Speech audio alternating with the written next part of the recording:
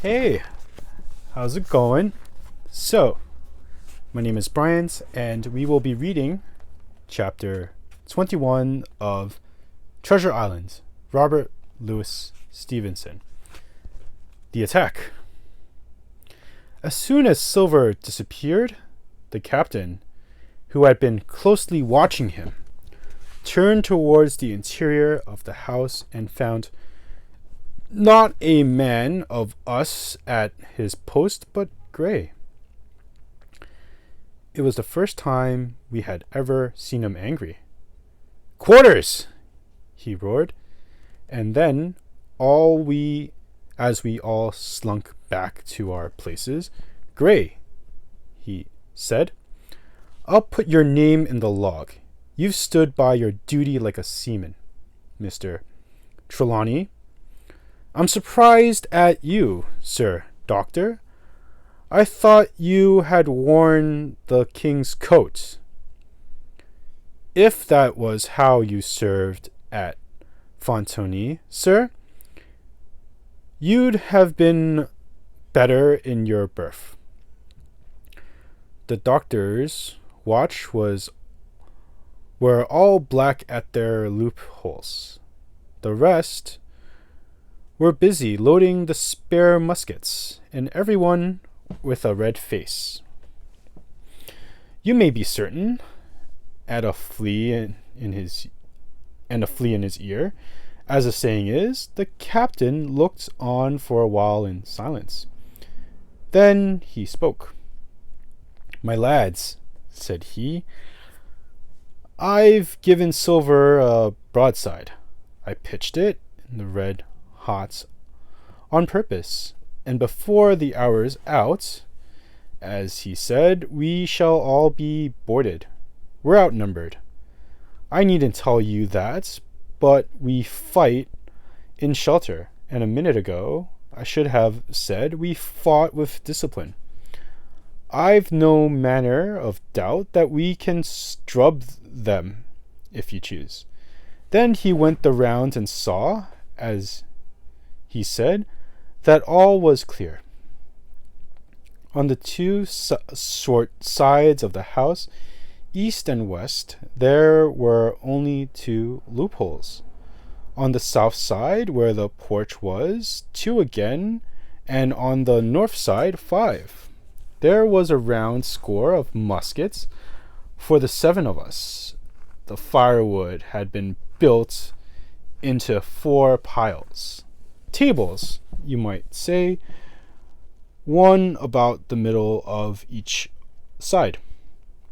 And on each of these tables, some ammunition and 4 loaded muskets were laid ready to the hand of the defenders.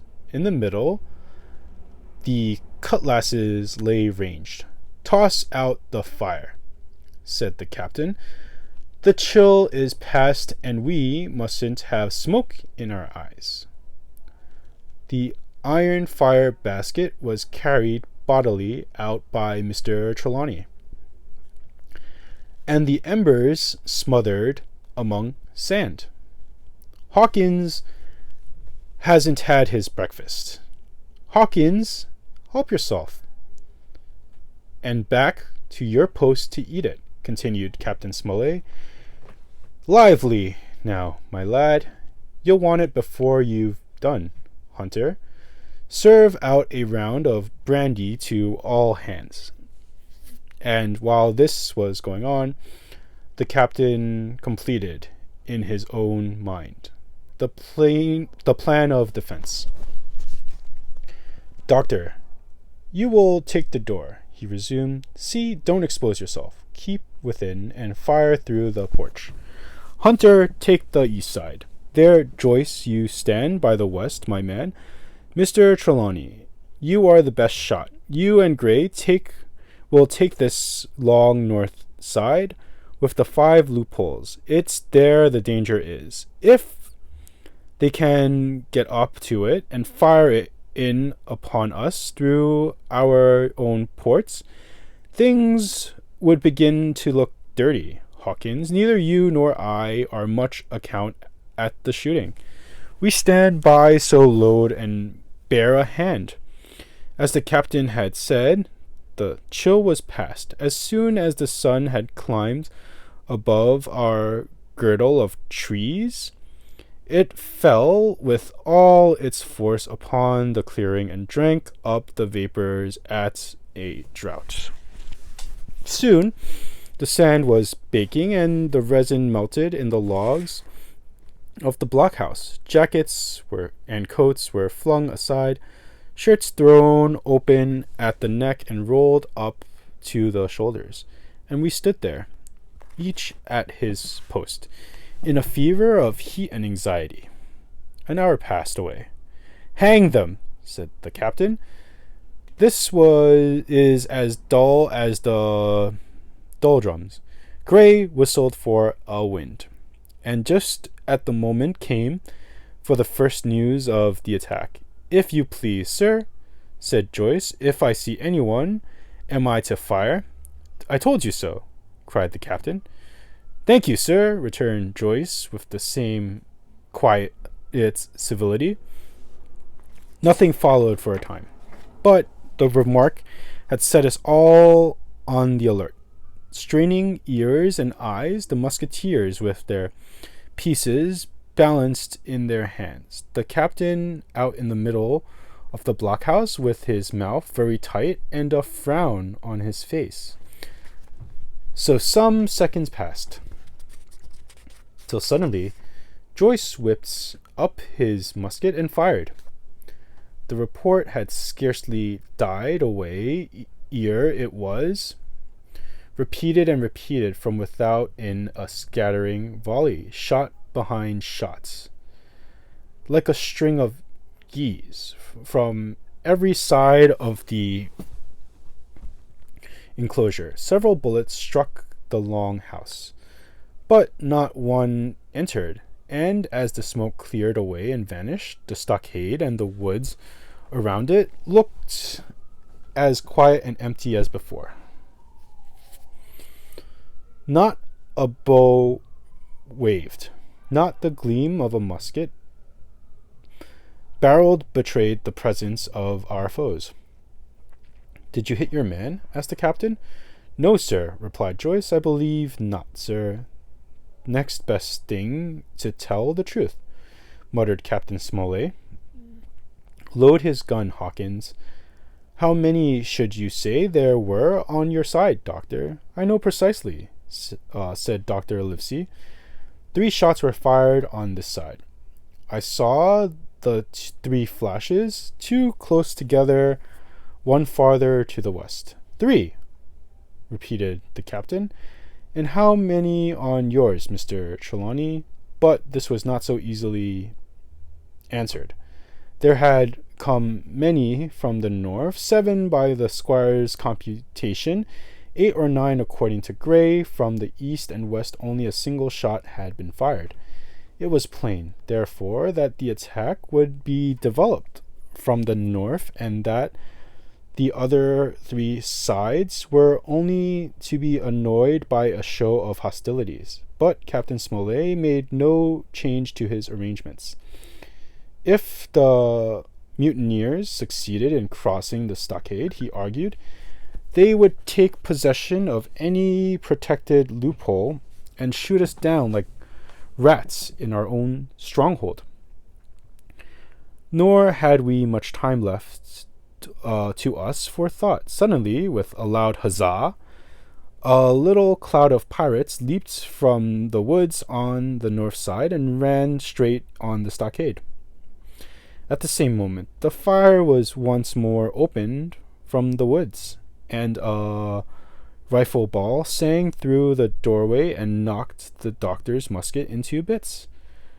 The boarders swarmed over the fence like monkeys. Squire and Gray fired again and yet again. 3 men fell. 1 forwards into the enclosure, 2 back on the outside. But of these, 1 was evidently more frightened than hurt, for he was on his feet again in a crack and instantly disappeared among the trees.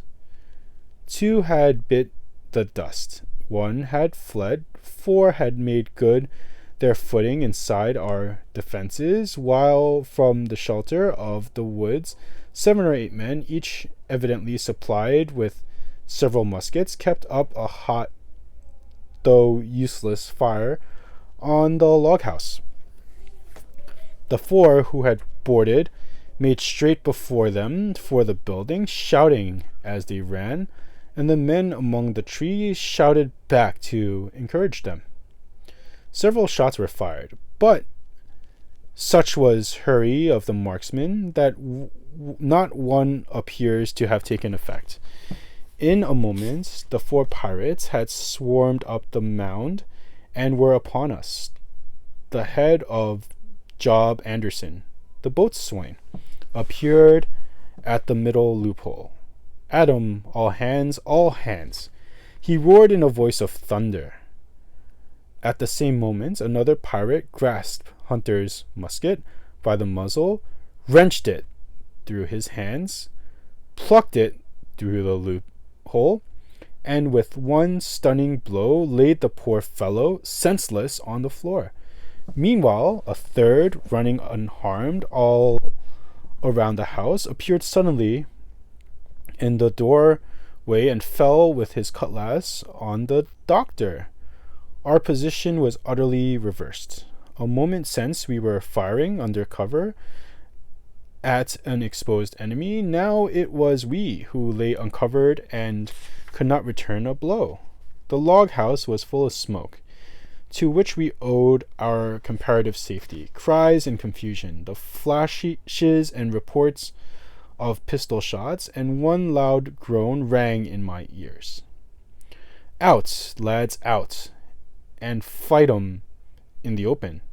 "Cutlasses!" cried the captain. I snatched a cutlass from the piles, and someone, at the same time snatching another, gave me a cut across the knuckles, which I hardly felt. I dashed out of the door into the clear sunlight. Someone was close behind, I knew not whom.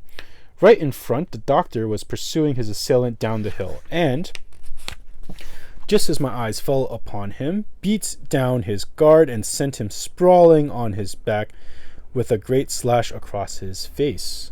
"Round the house, lads, round the house!" cried the captain, and even in an hurly-burly, I perceived a change in his voice.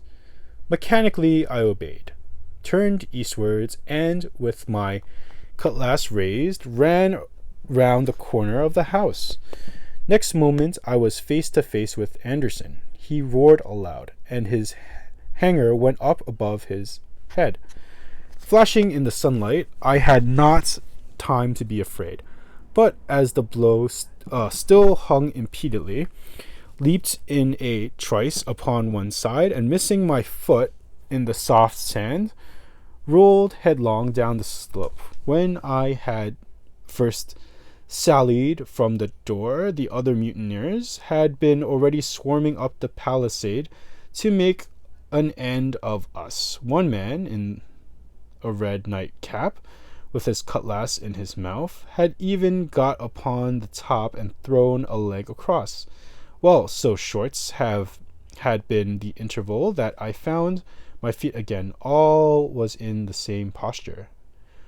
The fellow with the red nightcap still halfway over, another still just showing his head above the top of the stockade, and yet in this breath of time the fight was over and the victory was ours. Gray followed close behind me. Had to cut down the big boatswain ere he had time to recover from his lost blow. Another had been shot at a loophole in the very act of firing onto the house, and now lay in agony, the pistol still smoking in his hand. A 3rd, as I seen, the doctor had disposed of at a blow. Of the 4 who had scaled the palisades, 1 only remained unaccounted for, and he, having left his cutlass on the field, was now clambering out again with the fear of death upon him. "Fire! Fire from the house!" cried the doctor, "and you, lads, back into cover." But his words were unheeded. No shot was fired, and the last boarder made good his escape and disappeared with the last into the wood.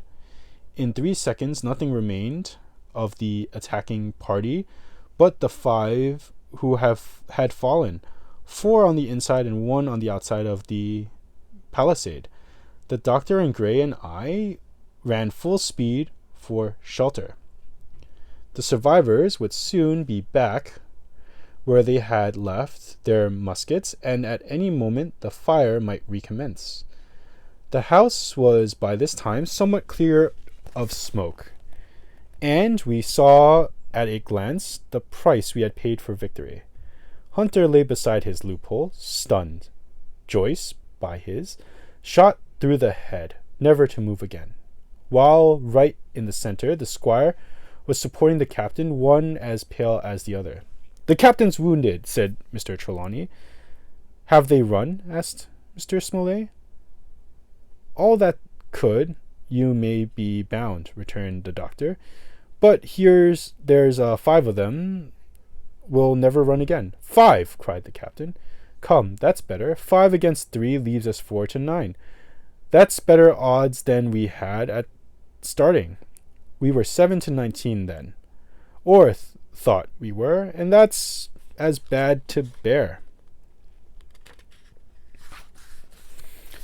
Part 5. My Sea Adventure. Chapter 22. How my sea adventure began. There was no return of the mutineers.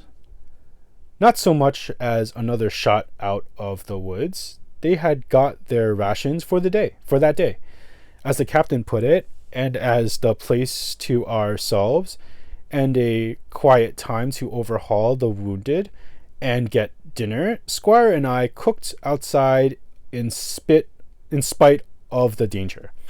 And even outside we could hardly tell what we were at, for horror of the loud groans that reached us from the doctor's patients. Out of the 8 men who had fallen into the action, only 3 still breathed.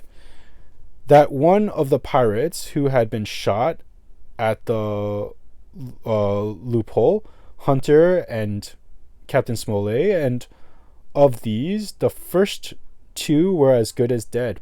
The mutineer indeed died under the doctor's knife. And Hunter, do what we could, never recovered consciousness in this world. He lingered all day, breathing loudly like the old buccaneer at home in his apoplectic fits. With the bones of his chest had been crushed by the blow and his skull fractured in falling, and some time in the following night, without sign or sound, he went to his Maker.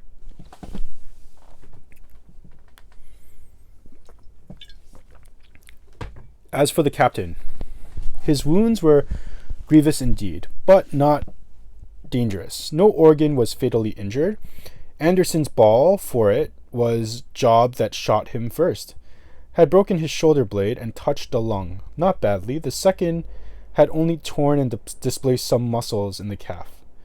He was sure to recover, the doctor said, but in the meantime, and for weeks to come, he must not walk or move his arm, nor so much speak when he could help it. My own accidental cut across the knuckles was a flea bite. Dr. Livesey patched it up with plaster and pulled my ear for me into the bargain.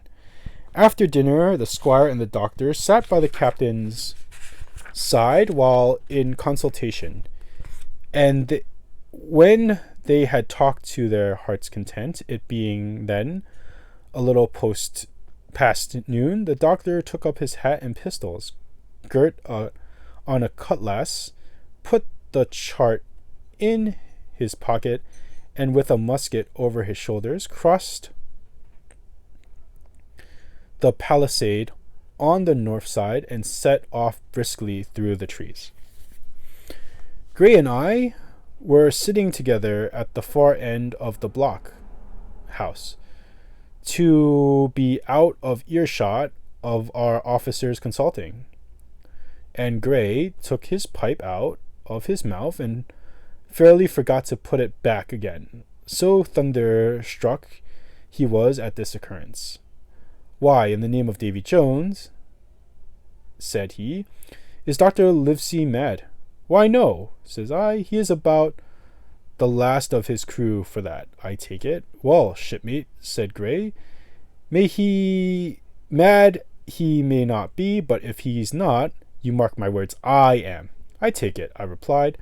"The doctor has his idea, and if I am right, he is going to see Ben Gunn."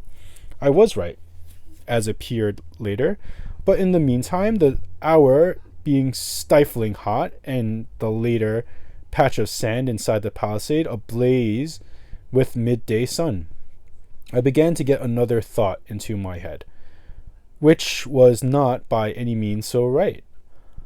What I began to do was to envy the doctor walking in the cool shadow of the woods, with the birds about him and pleasant smell of the pines, while I sat grilling, with my clothes stuck to the hot resin, and so much blood about me, and so many poor dead bodies lying around, that I took a disgust of that place that was almost as strong as fear.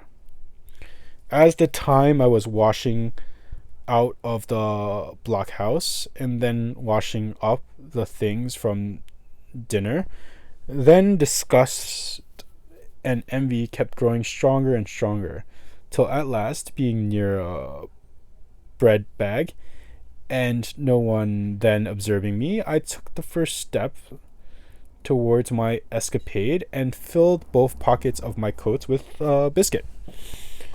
I was a fool, if you like, and certainly I was going to do a foolish, overbold act. But I was determined to do it with all the precautions in my power.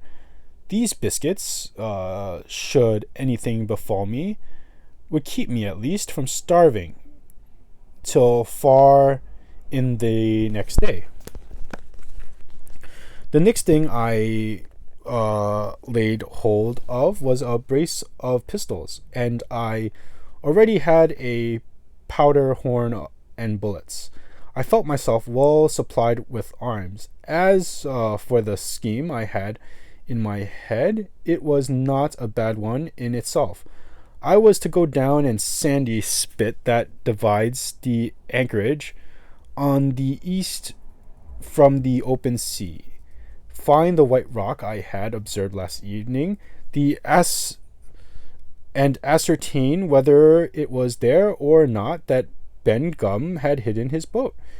A thing quite worth doing, as I still believe, but as I was certain I should not be allowed to leave the enclosure. My only plan was to take French leave and slip out when nobody was watching, and that was so bad a way of doing it as the thing itself wrong, but I only a boy, and I had made up my mind up.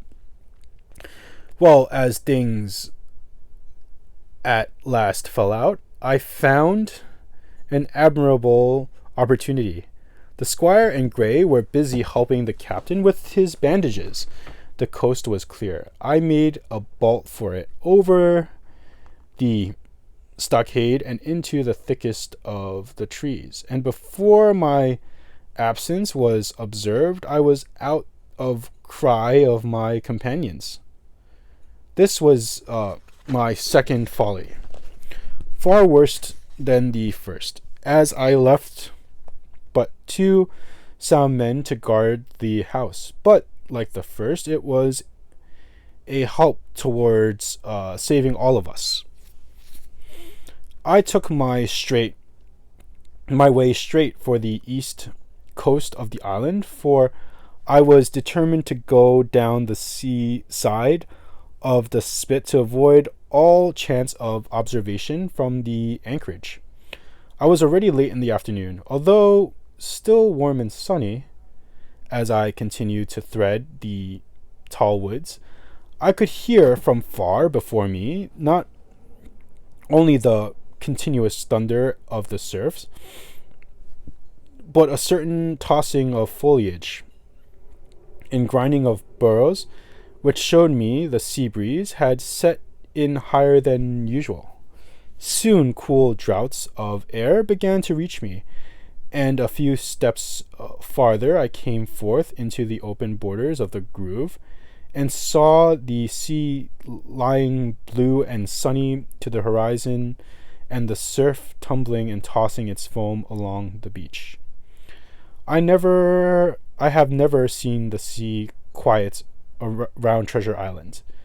The sun might blaze overhead, the air be without a breath, and the surface smooth and blue, but still these great rollers would be running along all the external coast, thundering and thundering by day and night. And I scarce believe there is one spot in the island where a man would be out of earshot of their noise. I walked along beside the surf with great enjoyment, still thinking I was now got far enough to the south.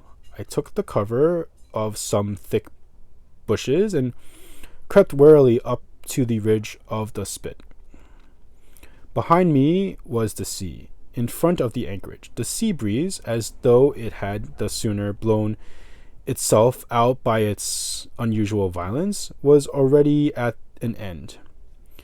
It had been succeeded by light, variable airs from the south and southeast, carrying great banks of fog, and the anchorage under lee of Skeleton Island lay still and leaden as when first we entered it. The Hispaniola, in that unbroken mirror, was exactly portrayed from the truck of the waterline, the Jolly Roger hanging from her peak. Alongside lay one of the gigs. Silver in the stern sheets, him and I could always recognize, while a couple of men were leaning over the stern bulwarks, one of them with a red cap, the very rogue that I had seen some hours before stride leg upon the palisade. Apparently they were talking and laughing, though at that distance, upwards of a mile, I could, of course, hear no word of what was said. All at once there began the most horrid, unearthly screaming, which at first startled me badly, though I had soon remembered the voice of Captain Flint, and even though I could make out the bird by her bright plumage, she sat perched upon her master's wrists. Soon after, the jolly boat shoved off and pulled for shore, and the man with the red cap and his comrade went below the cabin companion. Just about the same time, the sun had gone down behind the spyglass, and as the fog was collecting rapidly, it began to grow dark in earnest.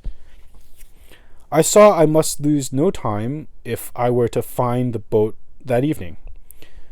The white rock, visible enough above the brush, was still some eighth of a mile further down the spit, and it took me a goodish while to get up with it, crawling often on all fours among the scrub. Night had almost come when I laid my hand on its rough sides. Right below it there was exceedingly small hollow of green turf, hidden by banks and a thick underwood about knee deep that grew there very plentifully, and in the center of the dell, sure enough, a little tent of goatskins, like what the gypsies carried about them in England. I dropped into the hollow lifted the side of the tent, and there was Ben Gunn's boat. Homemade, if ever anything was homemade, a rude, lopsided framework of tough wood, and stretched upon that a covering of goatskin.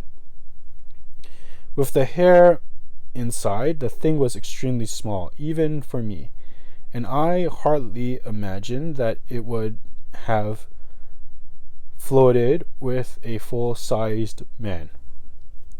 There was one thwart set as low as possible, a kind of stretcher in the bows, and a double paddle for propulsion. I had not been seen a coracle such as the ancient Britons made, but I had seen one since, as I can give you no fairer idea of Ben Gunn's boat than by saying it was like the first and worst coracle ever made by man. But the great advantage of the coracle it certainly possessed, for it was exceedingly light and portable. Well, now that I had found the boat, you would have thought I had enough of trumpery for once. But in the meantime, I had taken another notion and become so obstinately fond of it that I would have carried it out, I believe, in the teeth of Captain Smollett himself. This was to slip out under cover of the night, cut the Hispaniola adrift, and let her go ashore where she fancied. I had quite made up my mind that the mutineers, after their repulse of the morning, had nothing nearer their hearts than up anchor and away to sea. This, I thought, would be a fine thing to prevent. And now, the thing I had seen, they left their watchmen unprovided with a boat. I thought it might be done with a little risk. Down I sat to wait for darkness, and made a hearty meal of biscuit. It was a night out of 10,000 for my purpose. The fog had now buried all heaven, as the last rays of daylight dwindled and disappeared. Absolute blackness settled down on Treasure Island, and when, at last, I shouldered the coracle and groped my way stumbling out of the hollow where I had supped, there were but 2 points visible on the whole anchorage. One was the great fire on shore by which the defeated pirates lay carousing in the swamp. The other, a mere blur of lights upon the darkness, indicated the possession of the anchored ship. She had swung round to the eve. Her bow was now towards me. The lights on board were in the cabin, and what I saw was merely a reflection on the fog of the strong rays that flowed from the stern window. The eve had already run some time, and I had to wade through a long belt of swampy sand, where I sank several times above the ankle before I came to the edge of the retreating water, and wading a little way in, with some strength and dexterity, set my coracle, kneeled downwards on the surface. And that concludes chapter 22.